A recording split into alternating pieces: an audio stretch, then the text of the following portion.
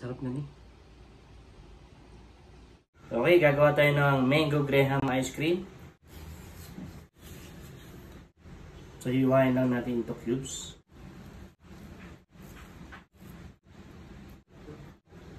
So, ito yung gagawin natin mamayang toppings natin mamaya para sa ating ice cream.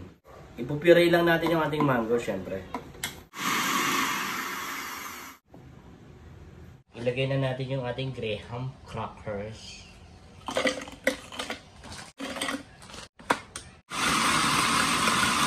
So, okay na to.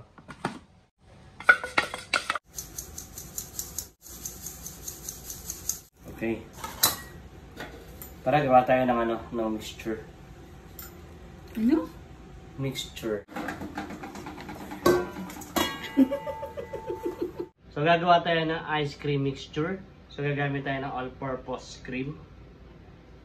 So, yung all-purpose cream natin, chilled ko siya ng 1 hour.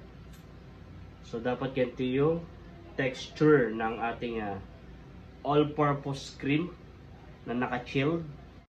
Siyempre, gagamit tayo ng Jersey Condensed Mango Flavor. Sarap yan. Gagamit tayo ng hand mixer. So, ito yung piniray natin kanina. Add lang natin sa atin mixture. Yan, haluin lang natin ng mabuti.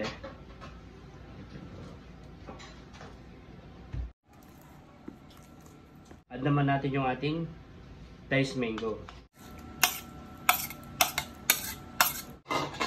Then fold lang din natin.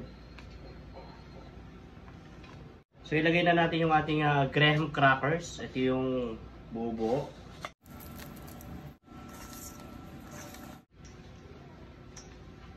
So mag-add na tayo ng food coloring yellow.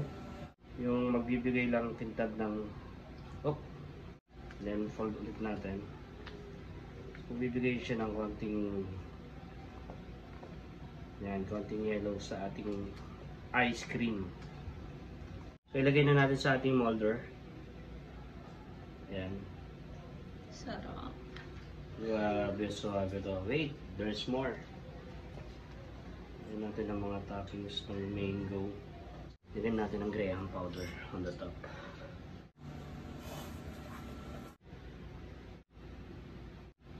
So, freezer muna natin.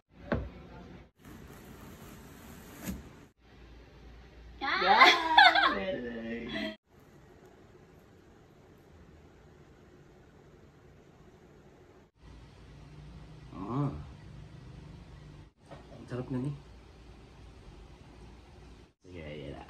Tabi mo na idol ko Sige. Arap. Sakit. First bite. Kumusta nasa? Ayos ba? Katawa. Ano pa yung big boss? Susubuan mo na ako? Pero may naman.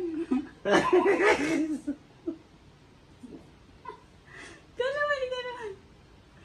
Ikaw naman, ikaw naman. Nga nga! Ayan na. Sarap. Ayan mo, kapag titripan mo.